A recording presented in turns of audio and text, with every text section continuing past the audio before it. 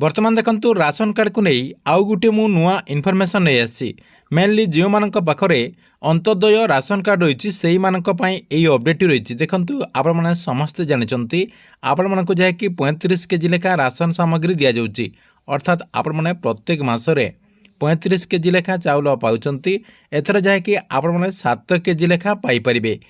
एने केंद्र सरकार तरफ नुआ इनफॉरमेशन आसी जहाँकि प्रत्येक राशन कार्डधारी को 7 केजी लेखा चाउल दिज्व तेबे से नहीं केंद्र सरकार तरफ कौन नियम आसी कहीं एटा जहाँकि परिवर्तन आपण मानक जो 35 केजी लेखा चाउल दि जाउतिला एबे 7 केजी लेखा कहीं दिज्व एवं क्यों माने पाई परिबे ए नहीं कौन सबू तथ्य गुड़िक रही आपण माने जहाँकि एई वीडियो माध्यम रे पूरा डिटेल जानि परिबे जहाँकि आपण को मु एई वीडियो माध्यम रे से नहीं पूरा इनफॉरमेशन टी जनईदेवी सेतिपाई वीडियोटी को बिना स्किप करिकी शेष पर्यंत देखंतु।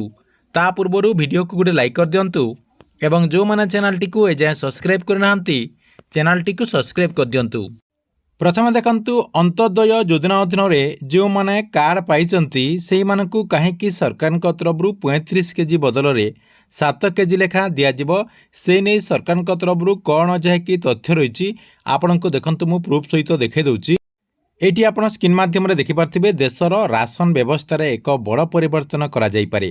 केंद्र सरकार जातीय खाद्य सुरक्षा संशोधन बिल 2026 रो एक ड्राफ्ट जहाँकि प्रकाश करचंती जेउथरे अंत्योदय अन्न योजना अधीन रे शस्य बंटन पद्धति रे बड़ परिवर्तन आनिबा पई प्रस्ताव दिया जायछि। सरकार कहउचंती जे एही पदक्षेप रे खाद्य एवं पुष्टिकर सुरक्षा को सुदृढ़ करिवो ता सहित बंटन व्यवस्था को अधिक आपणकर न्याय संगीत करने उद्दिष्ट रही बोली सरकार तरफ कह जाउची। तेबे काहेकि आपणकर एई नुआ नियमटी को लागू करा जिवो एवं नुआ नियमटी लागू कला परे लोकंकर कौन उपकार हेबो देखंतु से नै कौन आउ तथ्य रही। प्रथम देखंतु कौन परिवर्तन करा जिवो देखंतु बड़ परिवर्तन कौन हेबो ड्राफ्ट अनुसार ए पर्यंत जो माने अंत्योदय कार्ड अधीन रे प्रत्येक परिवार को प्रत्येक मासरे जो 35 किलोग्राम शस्य जोगाई दिया जाउतिला किंतु एबे जहाँकि यहाकू प्रत्येक व्यक्ति पिछा 7 किलोग्राम करने प्रस्ताव दि जाइए। देखंतु आपण मानकू आगरू जो अंत्योदय योजना अधीन रे 35 किलोग्राम चाउल मिलुथिला एथर जहाँकि आपण मानकू मुंड पिछा 7 किलोग्राम जहाँकि चाउल देवाई सरकार तरफ प्रस्ताव दि जाइए। तथापि सरकार यहाकू मध्य स्पष्ट करछंती जे प्रत्येक परिवार पाई सर्वाधिक सीमा जहाँकि 35 किलोग्राम रहिबो। देखंतु प्रत्येक परिवार केवल आपणकर अति से बेसी हेले 35 किलोग्राम जहाँकि चाउल पाई परिबे अर्थात परिवार वृद्धि हेबा सहित मोट परिमाण वृद्धि पाइब किंतु यह एक सीमा मध्य रहिबो। देखंतु सरकार तरफ आपणकर परिवार बेसी वृद्धि हेले मध्य गोटे जहाँकि सीमा करा जायछि जहाँकि 35 किलोग्राम गोटे राशन कार्ड माध्यम रे आपणकर जो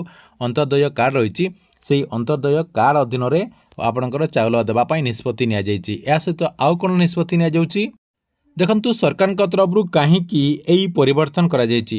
सरकार मतरे वर्तमान जहाँकि यही व्यवस्था रे परिवार आकार आधार रे असमानता सृष्टि करुछि।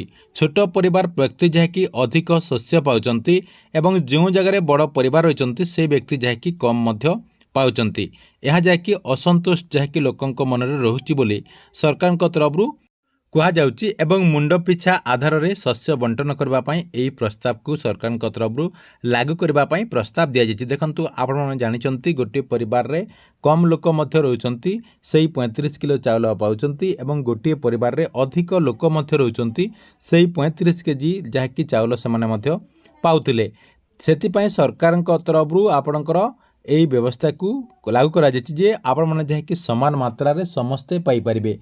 से सरकार तरफ मुंड पिछा समस्त को आपणकर ये जो शस्य गुड़िक दि जाउची समान मात्रा रे पाइबे बोली यही प्रस्तावटी को करा जाउथिबार सूचना रही। या सहित आउ कौन तथ्य रही देखंतु यही नियमटी को लागू कले कौन लाभ हेबो देखंतु यही प्रस्ताव कार्यकारी हेले राशन बंटन रे स्वच्छता एवं संतुलन वृद्धि पाइबो। यह सुनिश्चित करिबो जे प्रत्येक व्यक्ति आवश्यक परिमाण शस्य पाइबे।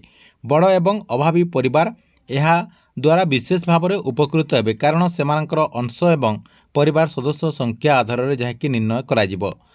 ଏହା ସହିତ ଆଉ କ'ଣ ଅପଡେଟ୍ ଅଛି ଜନସାଧାରଣଙ୍କର ମତାମତ ନିଆଯାଉଥିଲା ଦେଖନ୍ତୁ ସେଥିପାଇଁ ସରକାରଙ୍କ ତରଫରୁ ଜନସାଧାରଣଙ୍କର ମତାମତ ମଗାଯାଇଛି। ଦେଖନ୍ତୁ ଏହି ନିୟମଟିକୁ ସରକାରଙ୍କ ତରଫରୁ ଏପର୍ଯ୍ୟନ୍ତ ଲାଗୁ କରାଯାଇ ନାହିଁ। ଏହି ନିୟମଟିକୁ ଆଗକୁ ଲାଗୁ କରିବା ପାଇଁ ସରକାରଙ୍କ ତରଫରୁ ପ୍ରସ୍ତାବ କରାଯାଇଛି ଏବଂ ସେଥିପାଇଁ ସରକାରଙ୍କ ତରଫରୁ ଜନ ମତାମତ ମଧ୍ୟ ନିଆଯାଇଛି। ଦେଖନ୍ତୁ ଏଇଠି ଆପଣଙ୍କର ସେଇ ନେଇ ମଧ୍ୟ ତଥ୍ୟ ରହିଛି। ସରକାର ଏହି ଡ୍ରାଫ୍ଟ ବିଲ୍ ଉପରେ ଜନସାଧାରଣଙ୍କ ବିଶେଷଜ୍ଞ ଏବଂ ସମସ୍ତ ଅଂଶୀଦାରଙ୍କ ଠାରୁ ପରାମର୍ଶ ଏବଂ ଆପତ୍ତି ଲୋଡୁଛନ୍ତି। ଆଗ୍ରହୀ ବ୍ୟକ୍ତିମାନେ 13 ଜୁଲାଇ 2024 ସୁଦ୍ଧା ସରକାରଙ୍କ ନିକଟରେ ସେମାନଙ୍କର ମତାମତ ଦାଖଲ କରିପାରିବେ।